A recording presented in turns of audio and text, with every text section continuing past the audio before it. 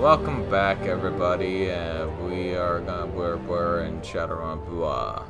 My friend, there's something I would like to discuss with you. Something related to the Ares run that you recently accepted. There are men, former colleagues of mine, at the facility. I tracked them here from Russia. They are thieves. They stole my research, and I would very much like it back. Serendipitously, I now find myself in the position to recover what's mine, and to visit justice upon the villains who stole it. But if I'm to do that, I will need your help. In short, my friend, I need you to bring me along on this job. Of course. Thank you, my friend. You will not regret this decision, I guarantee it. I wanted to have an actual... Okay. Racter's shop is sweltering hot, even more so than it was the first time we stepped inside.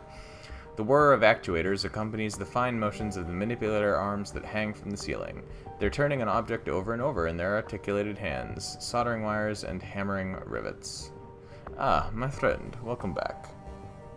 He touch-types a series of commands into his bracer and the arms relax into an idle posture. He smiles at you, a cigarette dangling from his lips. Oh, there, that's better. Now, what can I do for you? Are you getting along with the other members? Perfectly well, thank you. They all seem competent enough, and there haven't been any major personality conflicts so far. He rubs his chin thoughtfully. So long as they continue performing to an acceptable standard, I can see no reason not to continue our arrangement. It's good to run with a team again. Okay. What do you think of them personally? They're fine, I suppose. All fine. Gobbet is charming, Isabel keeps to herself, and Duncan is doing his best in a bad situation. And Gaichu is quite interesting. I'm very pleased the team is willing to overlook his unfortunate condition. Many in the shadows wouldn't be. There's a momentary pause, he shrugs. That is I'm afraid, is all I have to say. Apologies if you were looking for more. What if I ask you a few questions? No, I don't mind. Not at all. He takes a drag on his cigarette and slowly releases the smoke. I can't promise that my answers will satisfy your curiosity, of course, but you may certainly ask. Did you emigrate directly from Russia to Hong Kong? No. Between my years in Nizhny Novgorod and my time here in Hioi, I spent the year in the free city of Berlin. That was where I got my feet wet as a Shadowrunner, you see. See, we were in Berlin as well. I ran with a team of anarchists for a time and learned the ropes of the occupation under their tutelage. What can you tell me about that team of yours? He shrugs. A good group of people, disorganized to be sure, but capable. Sadly, we are no longer on the best of terms. An opportunity arose, and I seized it. In doing so, I left Berlin for Hong Kong, and I did so without much advance notice. My absence made life difficult for them, and they blamed me for their hardships. I mean, you're under no obligation to stay. Thank you for taking my side, but I can see their point as well. As I said, my departure caused some complications for them. With that said, I haven't lost any sleep over it. I merely did what I had to do. He looks away, a wistful expression on his face. Crochet scrapes the ground with its forelegs, its sensors fixed firmly on you. Ultimately, I would say that my time in Berlin was quite educational. Different from my earlier life in Russia, to be sure. As I said, the experience was invaluable. Ultimately, though, Hioi is probably better suited to my sensibilities. How so? Life in Hong Kong is more structured than it is in Berlin. Things make sense here in a way that the Flux State didn't. He taps a finger to his temple. I have an orderly mind. Everything is in place, neatly labeled and filed away. This approach is what allows me to make sense of the world. To say that the people I knew in Berlin thought differently would be an understatement. Well, what was it like growing up in Russia? Tumultuous, as you might expect. You probably aren't old enough to remember the Euro Wars, but I am. I didn't live through it. Well, the years were formative experiences for Russians of my generation. Not traumatic, per se. Certainly not as they were for the Germans, Finns, and Poles, but important nonetheless. My country was the instigator of the first Euro War back in the 30s. I remember the rhetoric, the hardships of living under a wartime economy, the rampant xenophobia to hold. I remember how we all cheered when our forces invaded Poland. 3 months, that was all that it took for our military to crush what meager resistance the Poles could bring to bear. It was quite the source of national pride at home. I remember our drive into Germany, the desperate bid to reclaim the eastern portion of that country for ourselves. Just think about the symbolic significance of such an act. An audacious move, to be sure. But Secretary Kropinin was determined to make history. And... Did the German military stop you? No. The Night Wraith incident did. Night Wraiths. British-made fighter bombers with stealth capabilities. Very state-of-the-art and very powerful. At least that's what they were purported to have been. Nobody's ever come forward to accept the responsibility for the attack. Regardless of who was behind it, the result was the same. Wave upon wave of bombings that targeted our forces and the Germans alike, coupled with the assassinations of dozens of military leaders. A devastating, synchronized operation expertly carried out over the course of a single night. That sounds like the British. Oh, I don't know if that's a compliment or a burn or a compli-burn or I don't know. At home, viral attacks shut down our power grids. Hundreds of thousands of Russian homes found themselves without heat or electricity in the dead of winter. Crochet scuttles forward, allowing the rigger to rest his hand on the sloping metal of his chassis. Racter stares at his own deformed reflection in the middle of the drone's body, a sad smile on his face. I remember huddling under a mountain of cheap blankets that my mother had piled up on my bed. They did little to protect me from the cold, but they were something that I could hang on to, something tangible that I associated with warmth and comfort and home. There, as my body trembled and I watched my breath frost over, a horrible truth descended upon me. We had caused this. We were the villains of the First Euro War. For the first time, I came face to face with what Kropunin's folly had brought us, and there, under that ridiculous heap of rags, I came to realize what would surely come to pass. The world thought us villains, and so they would treat us like villains. We would be pariahs on the international stage, crippled by retributive sanctions. We would never live down the shame. He wipes his hands as if cleaning them. A wry smile spreads across his face. And then the AFA invaded Greece and Spain, sparking off Euro War II. We redeployed our troops to help repel them, and all was made right again. I have to imagine you still had enemies in Poland and Germany. Oh. We were still regarded with suspicion, of course, but all of Europe might have fallen if it hadn't been for our help. In essence, we took back our reputation at gunpoint. Not an ideal solution, I admit, but it worked. Within the span of 4 months, we Russians had gone from nobodies to a terrible threat to unlikely saviors in the eyes of the Western world. Studying exactly how this happened has taught me a great deal about human psychology and social dynamics. You say that as if you weren't one. It's just a figure of speech, my friend, nothing more. Now, shall we talk about something else? Surely there are more interesting and relevant things to discuss. Were the AFA? He takes a drag on the cigarette. Yeah, yes, I suppose you wouldn't know. They were only active for the years surrounding the conflict, after all. The AFA was the Alliance for Allah, serving... Oh, God. No, why you don't... Oh... Serving under Mullah Saeed Jazira, a coalition of right-wing Middle Eastern governments that assembled after the failure, some say sabotage, of the United Islamic Conference. They looked to a weakened Europe and saw an opportunity, one that my country was not entirely responsible for creating. So they launched a surprise attack. Yes, but in hindsight, we should have foreseen it. Ultimately, the AFA did what any hawkish power would have done in their position. I cannot fault them for taking advantage of Europe's weakened state. Given their circumstances, they would have been foolish not to. It can't have ended well for them. Oh, well, let me just punch everything. No, my friend, they did not win. The AFA folded in 1937 after Jazir's assassination. Lucky thing for us, too. The body count could have been a great deal higher. In the years that they were active, the AFA gave us a hell of a fight. So why'd you move from Russia to Berlin? He holds his tongue for a moment, considering. When we first met, I told you that I parted way with Grishinavi Corps under unfortunate circumstances, yes? Something like that, sure. These same circumstances led me to Berlin. I was wronged, and I would not find the course in Russia. I suppose there's no sense in being vague. I'll tell you the story if you want to hear it. Sure. You may remember the self-repair system I mentioned the first time we met.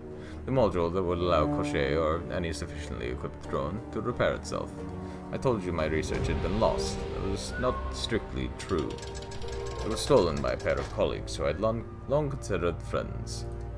They were researchers from my old lab. They turned against me, stole our work, in truth, my work, and defected.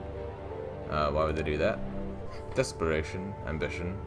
They'd always been fixated on getting out of Russia. Grecian Aviacorps was a nationalized corporation. They would never get rich as cogs in a government-controlled machine. In our project, they saw the key to breaking away and earning their fortunes. Never mind the fact that I was opposed to the idea. You followed them, I take it? Yes. The two had long spoken about moving to Berlin. Such was true of a great many academics in Russia. My homeland is a bureaucratic dictatorship, you see. There's little personal freedom, and there are many rules to be followed. As you might imagine, the stable anarchy of the flux state can be an alluring concept to those who live under totalitarian rule. Berlin is much romanticized back home. So you assumed your former colleagues had run to Berlin. It was the only thing I had to go on. At best, I would find them. At worst, it would be a good place to rebuild my life. Of course, to establish the web of context that I'd need to track my betrayers down. There's a squeal of tortured metal as Crochet drags his claws over the iron grating that covers the floor. Racter glances down at the drone and goes calm. He takes a deep breath and continues. Well, it took me over a year to locate my former friends. It was a long, painstaking search, but I was nothing if not determined. I finally found evidence that they used my research as a bargaining chip to secure positions at Ares, and they were here in Hong Kong. So you came here. He nods. I picked up and left the next day. My old team was upset, to be sure. Lucky Strike, in particular, howled for my blood. Ha! Ha ha! Ha ha ha! Ha ha ha ha! Ha ha ha! Ha ha ha! We know Lucky Strike. I wish that they had had more actual, like, characterization. But, you know. But I know where my priorities lie. And so, here I am, and here they are, and soon I will be ready to act. I really must thank you for inviting me into your team. Your abilities will be invaluable when the time finally comes to make my move, assuming, of course, you'd be willing to help me. Just say the word. Thank you, my friend, but this is a discussion for another day. We aren't ready to hit... Oh, I mean, we are. But, stolen research means more to you than money. He nods his head. Yes, much more. It was my life's work, and it was important. Reducing it to a bargaining chip was a deadly insult, both to me and to all those who would benefit from my work. I don't think I've seen you get this intense about anything. Corner of his mouth tilts upward. I suppose that's probably true. This is a matter that's near to my heart. Indeed, it ties into the guided philosophy of my life. Tell me, are you familiar with the concept of transhumanism, transformation of humanity as a species by technological means? Academic, nah. I really need to get more karma. I should have gone with, like, instead of gang, I should have gone with academic.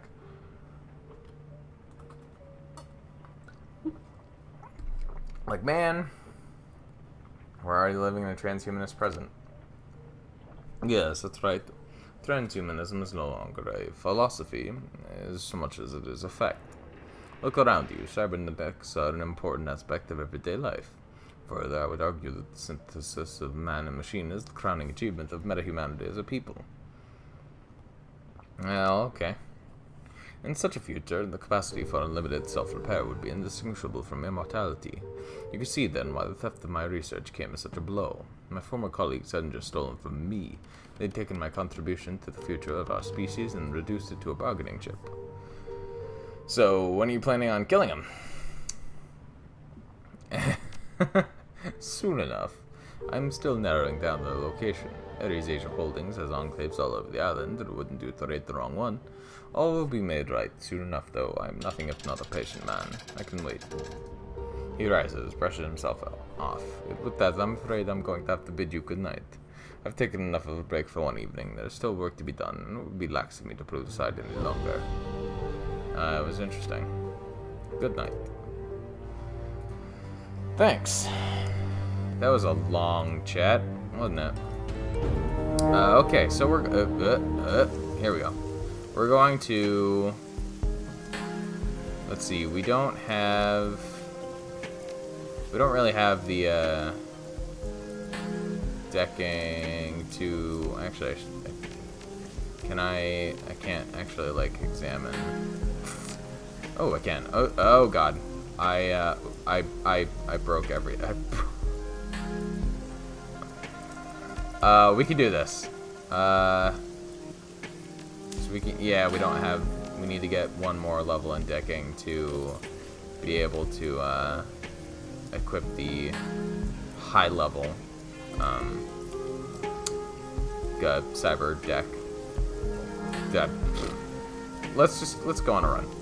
We'll get ourselves some more oh God. Man, this game's engine, like whatever engine Harebrained Studios used, is not friendly to recording. Kidnap Rooster Low. Yeah. Well, no, we don't need another decker. Jeez. Get it right, guys. Yeah, that's fine. We don't need anybody else. Although Illuminati is still a great name. Okay. Yep. We're good. Hopefully we can do this without like having a big shootout or anything. A tangle of marine decorum, restless lights, and ambrosial scents mingle atop a floating quay to accent the Shangri-La, Aberdeen Harbor's premier dining location.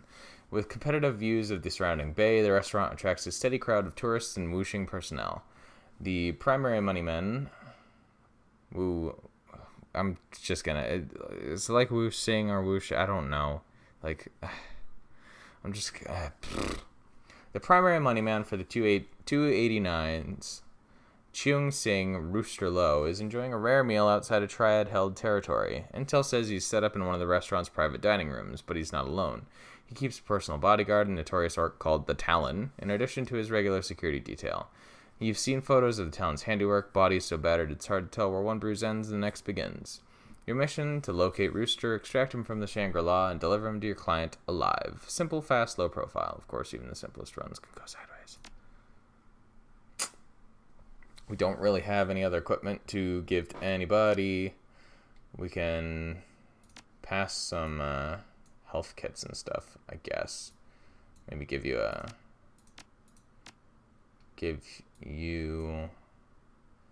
and then give you that and that and that.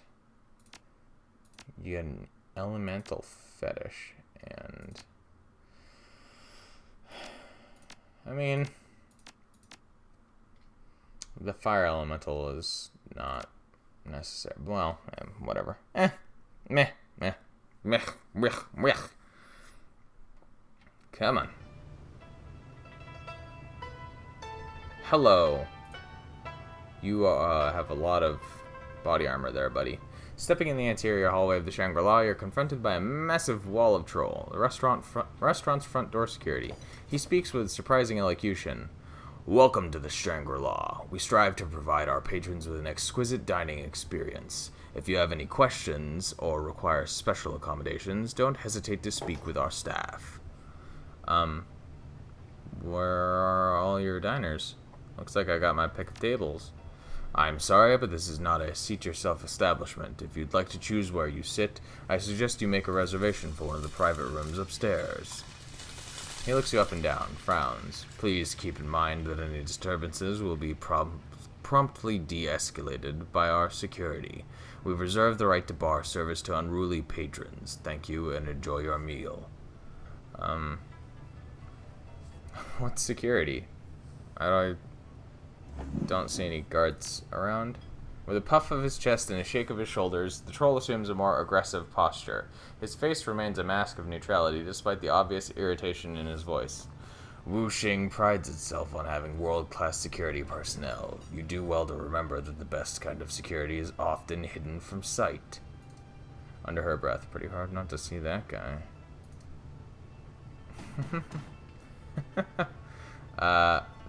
Thanks. Thanks. A waitress swamped with orders is caught unaware by her approach. Oh! Welcome to the Shangri-La, ma'am. Our hostess will seat you as soon as she gets back. You're welcome to wait in the lounge. Alright. Thanks. Can I just, can't believe they're late again. So late. Do I want to... Henry? Who's Henry? Alright, maybe I should save. Let's save. Overwrite. Let's have a chat with... Oh, we can chat with the chef as well, huh? Security guard. Hi, Henry. Who are you? A well-dressed man sits alone at the bar. Well, I mean... Elbows propped atop the counter. His face is hard, eyes blank. He swirls the contents of his half-empty glass as if in a stupor. Between the sullen eyes and whiskey double, it isn't hard to guess his mood. As you approach, he rubs his temples and graces you with a lazy, sideways glance, mumbles upon it under his breath. Not like I could dig myself any deeper. Rough day?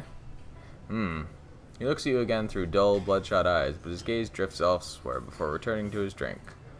Lost 2 contracts, missed a third, late for a meeting, publicly shamed by my coworker.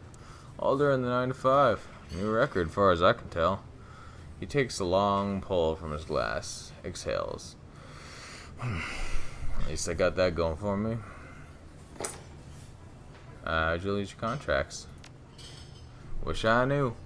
One of them was almost a done deal, but for some reason the client suddenly changed her tune. The contract slipped away before I could officially close it.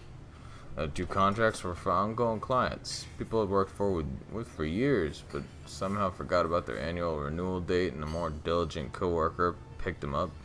Got no credit for the long-term partnership with those clients. If anything, I now look worse for losing them, even though I brought them into whooshing in the first place. He leans back and lets out a weary groan. And who's this? I think someone's working against you?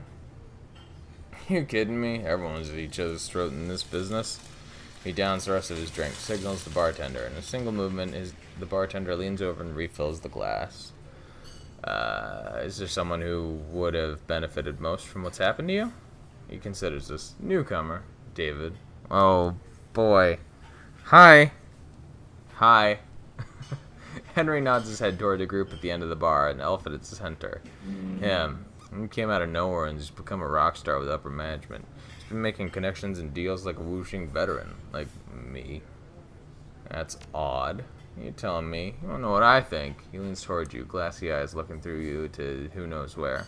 The scent of booze wafts off of him. I think he's got family connections, people in high places, and he's been using them to his advantage. He backs off and shrugs, rocking precariously on his chair. I don't know, it's just a thought. He might be onto something. No, just wishful thinking. Well, I'm gonna find out. Bam! Hi, me. David is all smiles. He's just finished a joke and to the uproarious laughter of his party. Ha! Hello, friend. Trying to get in on this joviality. You're welcome to join us for the next round. His words bleed into each other. This isn't his first drink. What are we celebrating? My recent success is through some hard work and a little businessly persuasion. He winks at you knowingly. I sealed 2 contracts and a third is on the way. Well, I'll be. It's the exact amount of contract. Next round's on me. Here's a real friend. Come, let's drink. He slams back a shot and hoots with satisfaction. Much appreciated. Thank you, my good woman. So, how'd you bag all those contracts in one day? A fresh flush fills his cheeks. He wobbles on the spot and grins at you. It wasn't too hard, truth be told. Someone did most of the work for me. That's not an elf, like, character model, by the way. I'm an elf. That's not an elf. She's an elf. He's not. You see the poor sod down there? He gestures to Henry. We just upgraded our security at work. A few nights ago, the fool left behind a note containing his new password. I wrote it down and had some fun. Sent nasty messages to his clients, removed a couple appointments from his schedule. He tosses his hands into the air, spilling his drink. Boom! Employee of the month. All I have to do is some damage control, but the MS clients, they're mine. That's some, twisted, shit. You like perspective? This is Hong Kong. It's whooshing. It's business. You must be new here if you think it's strange. He laughs. His posse joins in. Thanks for the drink, friend. Yeah, these guys are right on the edge. Both blasted, one pissed off, the other an asshole. One word and these guys will be thrown down. Happens loud enough, security's bound to respond. Just a thought. So if we need a distraction... okay. Can I... Order computer. Open program tracking food orders. Managers notice nothing but your typical wage slave directives in here. A few mentions of curtailing recreational activities and storage. Further down, a note in red expressly warns that the special guest on floor 2 should be served by approved waitstaff only, and if the guest's orders are botched again, there will be significant and widespread consequences. Okay. Check orders. Floor 2, private room 3. Standard seafood buffet, wine sampler, crab rangoon. Crab rangoon's pretty darn good, actually. Surf and turf. No prawns. Avoid cross-contamination with shellfish. Diner is allergic. Interesting. So can I change? Can I tweak the, aha! Poison the Talon's food. Ha ha! Server's notes.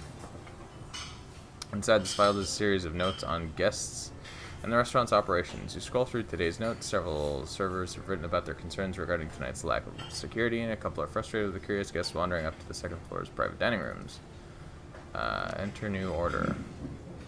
Menu pops up with options to view or place orders. Following the menu is a dining room chart that's been broken down into server zones. A large comp button in the upper right-hand corner has a lock icon over it. Seems people were being too liberal with the free drinks. Server's code. Okay. So, can we steal that from the waitress? Or...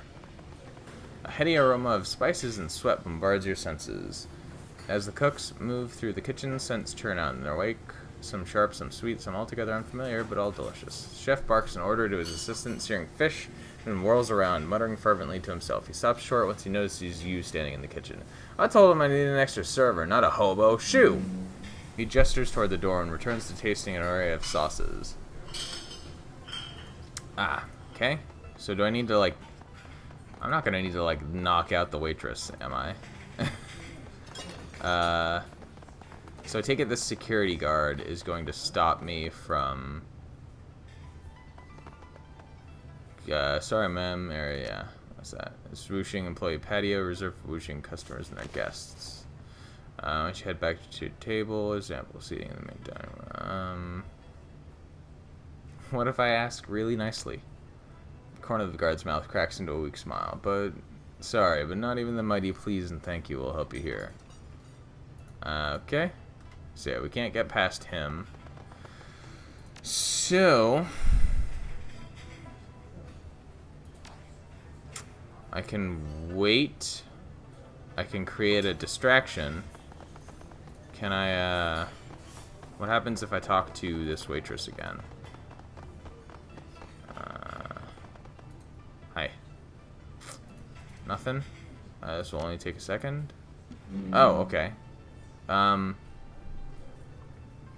loud exhalation escapes through her nose, and her eyes dart toward the kitchen. She musters an empty smile and nods in false hospitality. Absolutely, ma'am. What is you need? Mr. Lowe has a reservation here? I'm not familiar with the name. I'll bet a hardworking waitress like yourself is good with faces. You'd certainly remember this man. He travels with a big orc who's got a nasty scar on his cheek. She fiddles with a scratch pad and eyes the plenteous orders scrolled across the top page. After a moment of consideration, she speaks. I might know the orc if he's who I'm thinking of. He only comes here a couple times a year. never served him, but I heard he gets real pushy with the other waiters. Why's that? He's allergic to shellfish, I think. We get so many orders, sometimes mistakes are made. A hint of fear flashes across her face. Ah! I didn't just say that. I can assure you our service is second to none. She nervously peeks over her shoulder.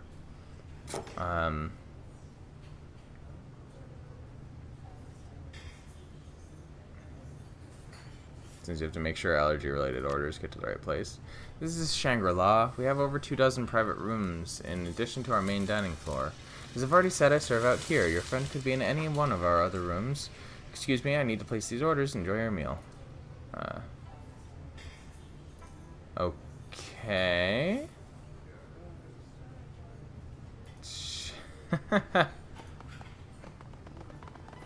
So, okay, well, we're going to call it here, and then next time we're going to start a brawl? Question mark? Maybe? I guess we'll find out. We'll see what happens. So, thank you all for watching, and I will see you next time. Bye!